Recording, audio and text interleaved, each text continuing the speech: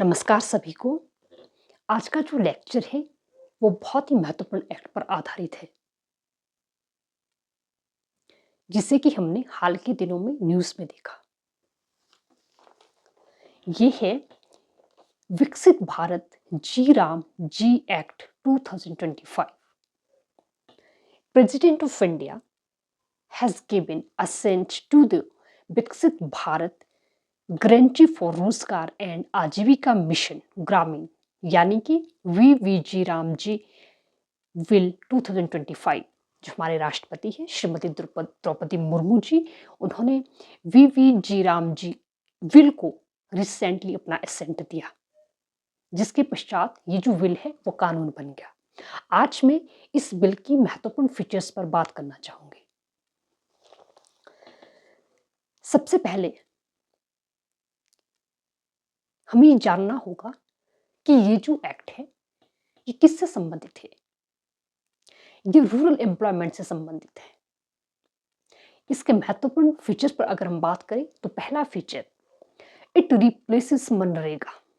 मनरेगा जो कि हम सबने सुना है, Mahatma Gandhi national rural employment guarantee act 2005, 2005 में ये एक्ट आया था। This new act replaces MNREGA. जो मनरेगा है उसके स्थान पर ये नया एक्ट लाया गया है जो कि वीवीजी राम जी एक्ट 2025 है। And it is a modern rural employment framework aligned with Viksit Bharat 2047। ये एक मॉडर्न फ्रेमवर्क है रूरल एम्प्लॉयमेंट का, जो कि अलाइन करता है हमारा जो विजन है 2047 तक भारत को एक विकसित राष्ट्र बनाना। Second feature, enhanced employment guarantee. इस एक्ट में एनहांस्ड एम्प्लॉयमेंट गारंटी का प्रावधान है। There is a provision of 125 days of wage employment per rural household। 125 दिनों का वेज एम्प्लॉयमेंट पर रूरल हाउसहोल्ड का प्रावधान इस नए एक्ट में है। अगला जो फीचर है, focused network of work. It means this act has provision about the focused nature of work। It means there is 4 priority areas covering water security, rural infrastructure, livelihood infrastructure and climate resilience। यानी कि ये जो priority जो area है यहाँ पर ज़्यादा focus किया जाएगा। ये एक्ट इस बात का प्रावधान करता है। Next is the local planning with national integration. अगर हम इसके नेक्स्ट फीचर पर बात करें, it deals with the support to agriculture. अभी कैसे एग्रीकल्चर को सपोर्ट करता है? It has the provisions that pause in work for aggregated 60 days during peak sowing and harvesting season। Next feature, strong transparency and oversight। In this act, there is a provisions that there will be AI-based monitoring, real-time dashboards, and mandatory social audit। एक और प्रावधान है, centrally sponsored structures, shared center-state responsibility with calibrated sharing। And there is another provision which is the predictable funding framework। ये कुछ basic features है इस act की। अब मैं थोड़ा सा इसका मनरेगा के साथ एक कंपैरिजन करना चाहूंगी कि ये जो एक्ट है क्यों इसको मनरेगा से एक बेटर एक्ट माना गया। जैसे पहला, मनरेगा की अगर मैं बात करूं, in this act there is provision of 100 days of wage employment per rural household। इस कानून में 100 दिन के वेज एम्प्लॉयमेंट के पर जो आपका रूरल हाउसहोल्ड है उसकी बात की गई थी। लेकिन जो न्यू एक्ट है इसमें एक बात की गई है, 125 डेज ऑफ विच एम्प्लॉयमेंट पर रूरल हाउस होल्ड, कि जो पर रूरल हाउस होल्ड है उनको जो है 125 दिनों का बेच एम्प्लॉयमेंट प्रदान किया जाएगा। दूसरा, अगर मैं मनरेगा की बात करूं, multiple and scattered categories of works with limited strategic focus. जो मनरेगा के अंदर है वहां पर मल्टीपल और स्कैटर्ड कैटेगरीज थी। जितने भी वर्क है वो मल्टीपल कैटेगरीज में डिवाइडेड थे। What under this new act 4 clearly defined priority areas focusing on water security, rural infrastructure, livelihood infrastructure and climate resilience.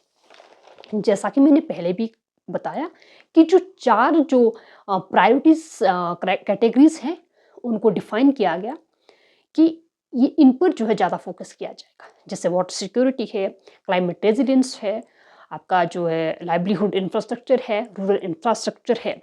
ये जो है 4 clearly defined categories of work है न्यू एक्ट के अंदर। आगे हम बात करते हैं जो मनरेगा के अंडर है वो प्रावधान था कि centre wears unskilled which cost state wear unemployment allowances. लेकिन जो नया एक्ट है इसमें कहा गया है state cost sharing for wages. जो वेज का शेयर है वो स्टेट और सेंटर के बीच होगा। वो कैसे होगा? 60, उसका जो रेशो है वो रहेगा 60-40 for most of the states and 90-10 for the special categories region, like जो नॉर्थ ईस्टर्न के रीजन है, हिली एरिया है, वहाँ के लिए जो कॉस्ट शेयरिंग है वो 90 और 10 के रेशो में रहेगा। अगर मनरेगा के एक और फीचर की बात करें, no explicit statutory pause window.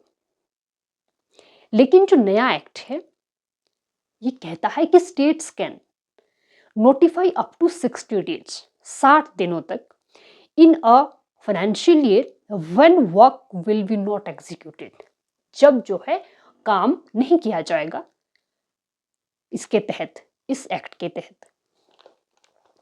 Next is the gram panchayat planning incentive.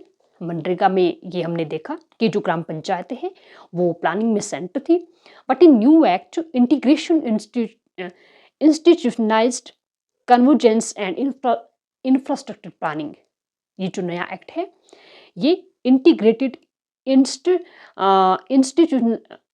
Integrated convergence and infrastructure planning की बात करता है। अब हम थोड़ा इसके बेनिफिट्स पर आते हैं कि जो ये नया एक्ट है ये जो ग्रामीण भारत है, जो ग्रामीण जो अर्थव्यवस्था है उसके लिए जो है कितना ये बेनिफिशियल रहेगा। पहला जो बेनिफिट है for the rural economy, employment linked with productive asset creation. क्योंकि इससे एक तो जो हमारा एम्प्लॉयमेंट है it will also increase in the rural areas and it will also increase the production of asset creation. जो एसेट का क्रिएशन है ये भी जो है रूरल जो एरिया से वहाँ पर ये बढ़ेगा। सेकंड है strong focus on water security. जो वाटर सिक्योरिटी है उस पर हमारा जो ज़्यादा से ज़्यादा फोकस रहेगा। Next is the improve rural infrastructure supporting market access. जो गाँव का जो इंफ्रास्ट्रक्चर है वो इम्प्रूव होगा, जिससे जो है हमारा जो गांव का जो एक्सेस है वो मार्केट तक वो भी इंक्रीज होगा। Next is enhanced climate resilience through soil and water conservation. जो ज़्यादा जो फोकस है वो सॉइल कंजर्वेशन, वाटर कंजर्वेशन पर जब होगा तो उससे जो हमारा क्लाइमेट रेजिलियंस है वो इनहांस होगा। सेकेंड है higher household income boosting local consumption.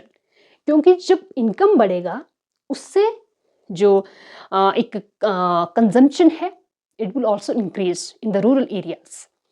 अगला जो बेनिफिट है reduce migration through local opportunities. क्योंकि जो माइग्रेशन होता है, लोगों का जो प्रवास होता है गांव से शहरों की ओर, उस पर भी रोक लगेगी।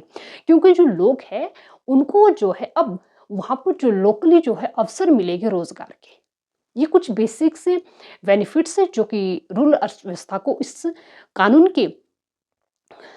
के तहत मिलने वाले हैं। अब थोड़ा मैं कंक्लूजन पर आती हूँ। यहाँ पर मैं बात करना चाहूँगी कि जो मनरेगा है, मनरेगा ने एक बहुत ही महत्वपूर्ण रोल प्ले किया। ग्रामीण भारत में जो रोजगार के जो अवसर है, अनस्किल्ड जो लोग हैं, उनको मनरेगा के तहत जो है रोजगार मुहैया करवाया जाता था, एक बहुत बड़ा रोल प्ले किया। तो मनरेगा ने जहाँ एक पूरा जो पार्टिसिपेशन है, वोकल का पार्टिसिपेशन है, उसको इंक्रीज किया। दूसरा जो डिजिटलीकरण है वो भी इसके तहत इंक्रीज हुआ था और ट्रांसपेरेंसी भी इंक्रीज हुई थी। बट यहाँ पर कुछ स्ट्रक्चर वीकनेस थी, जिसने जो मनरेगा का जो एक इफेक्ट है उसको लिमिट कर दिया था। इसीलिए जो नया जो एक्ट आता है, जो कि जिसमें कि बेसिक जो प्रोविजन ये है कि जो एक्सपेंशन ऑफ ग्रांटेड एम्प्लॉयमेंट, जो ग्रांटेड एम्प्लॉयमेंट है उसका एक्सपेंशन है 125 डेज है। सेकंड है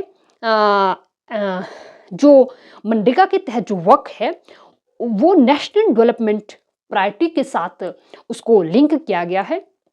सेकंड है स्ट्रॉन्ग जो डिजिटलीकरण है, इस पर भी जो है नए एक्ट में फोकस किया गया है। तो हम कह सकते हैं कि जो नया एक्ट है इसके तहत भारत सस्टेनेबली यानी सतत रूप से विकास करेगा, और जिससे कि भारत अपना जो लक्ष्य है यानी कि 2047 का जो विकसित भारत का विजन है उसको भारत जो आसानी से जो है अचीव कर सकता है। इसी के साथ मेरा जो लेक्चर है वो यहीं पर समाप्त होता है। थैंक यू सो मच और नमस्कार।